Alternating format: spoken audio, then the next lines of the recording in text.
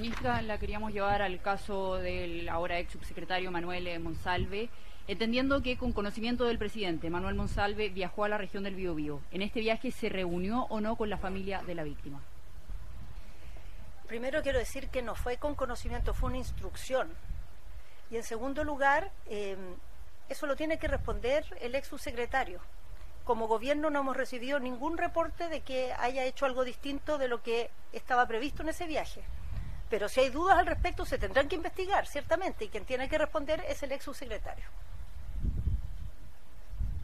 Ministra, buenas tardes.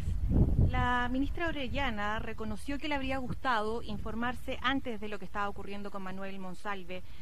¿Por qué usted no le informó desde un principio a ella y a la ministra Vallejo? Eso en un sentido. Y también desde el punto de la autocrítica, ¿se pudo haber hecho mejor las cosas? ¿Y qué pasó finalmente tras el incidente entre el presidente Boric y su directora de prensa? Sí, a ver, primero, la razón por la cual esto se manejó con la reserva que se hizo es porque los delitos denunciados incluyen acciones en el marco de la ley de inteligencia que tiene una cadena de resguardo que obliga a una discreción absoluta respecto a la información. Y en segundo lugar, ahora que está en discusión de dónde se pudieron haber filtrado los antecedentes que se han conocido en la prensa, pasando muy por encima de la protección que debe tener la víctima en un caso como este, lo que no cabe duda es que de parte del gobierno no fue, porque en el gobierno hubo reserva absoluta de esta información, como debe de ser. Yo entiendo perfectamente, y lo hemos analizado en profundidad, que los ministros que tienen un rol directo en esto, hubiera sido deseable haberles podido informar y haberlo podido conversar previamente. No se hizo por las razones que estoy diciendo. Y la segunda parte de su pregunta se refería a la autocrítica. Ciertamente esto se pudo haber hecho mejor, como todas las cosas, pero particularmente en esto identificamos varias materias. Lo que se puso en el centro, en todo caso, fue actuar de manera responsable, es tener los elementos, es desde el primer momento echar a andar la, realidad de que la permanencia del subsecretario estaba en duda y que su salida era inminente. Y ciertamente uno revisando hacia atrás identifica muchas cosas que si tuviera la posibilidad de hacer todo de nuevo las haría distinto y las haría seguramente mejor.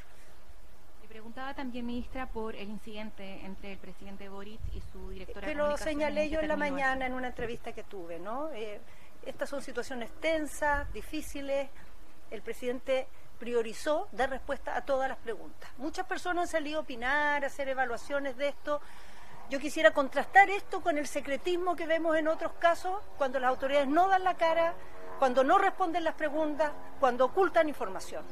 Aquí se ha priorizado la transparencia, el responder. Ciertamente podrá dar lugar a muchos análisis, pero eso ciertamente generó tensiones, ciertamente el equipo comunicacional hubiera preferido un punto más breve, pero posteriormente el presidente expresó sus excusas por la situación como se vio además públicamente, que entendemos que fue tema de discusión.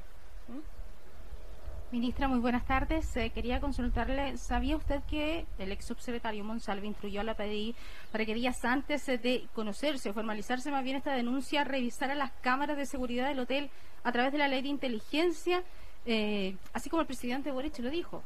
Él me dijo a mí que había visto las cámaras, eso por un lado.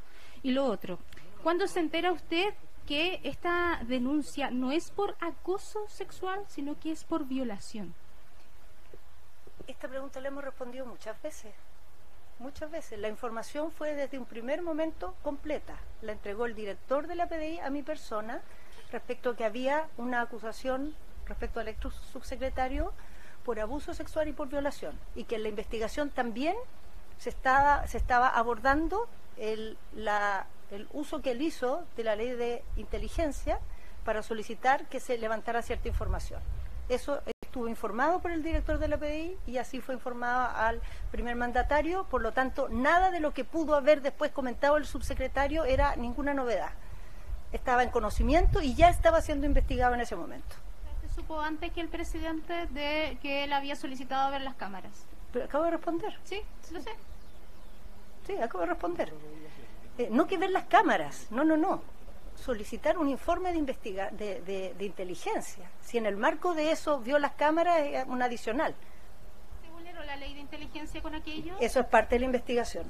Parte de la investigación que está llevando adelante la Fiscalía, y por cierto también el sumario nos va a dar información al respecto. Ministra, y preguntarle sobre este mismo contexto, y también aprovecho para que el subsecretario del Interior, Cordero, escuche, porque ayer dijo que las imágenes requeridas de las cámaras del hotel no han sido adulteradas. Se dio como una afirmación. Yo le quiero preguntar a ambos, ¿cómo saben eso? ¿Cómo tienen ustedes claridad de que eso ha sido así? Sí, va a responder el subsecretario Cordero, y cuando responde uno estamos respondiendo los dos, no es necesario que respondamos doble.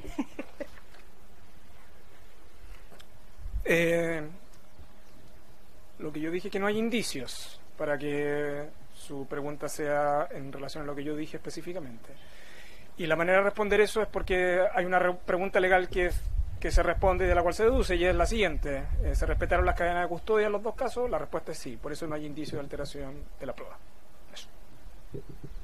Ministra, para volver un poco sobre esta demora que se da entre que conocen el caso y luego renuncia el subsecretario Manuel Monsalve, usted hoy en la mañana en CNN da a entender que también uno de los factores, más allá del que tenía que comunicárselo a la familia, que tenían que indagar más sobre esta denuncia, también tenía que ver con que la subsecretaría es un rol muy relevante y tenían que ver quién iba a ser el reemplazante, ¿cierto? ¿Eso fue un factor fundamental para esta demora de más de 30 horas? A ver, primero quisiera poner el siguiente acento. Aquí el ex subsecretario Monsalve fue removido de su cargo antes de ser siquiera imputado. Ciertamente antes de ser formalizado. En otras ocasiones, cuando se ha removido autoridades por acusaciones de esta naturaleza, se ha reclamado porque se las remueve tan rápido. Entonces, este hecho de la demora hoy día, con el diario del día después, uno dice, nos podríamos haber evitado todo esto si se hubiera actuado de manera más rápida.